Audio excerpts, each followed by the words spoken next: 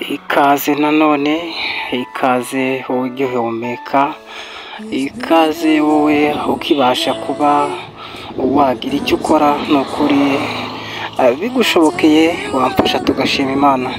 Iyi ni inkuru mbi y'akababaro, ahangaha ni mu karere ka Nyamagabe, ahangaha ahitwa mu Kaduha habereye impanuka ya ambulance, hahita hitaba Imana umushoferi ubwo yarajyanye umurwayi, ariko byari bikomeye cyane ndetse iyi mpanuka iravugwaho byinshi.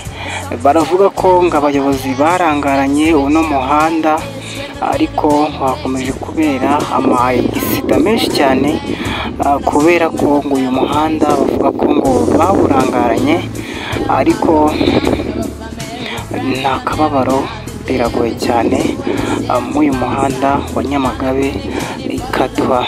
Komeza udukurikire ujyane natwe muri byinshi dukora, tugenda tukwapudetingira inkuru nyinshi ndetse n'amakuru y'imikino, abakuru y'abasitari, dukomeza tuguha byinshi wifuza kuri iyi channel yacu ya Joshua TV.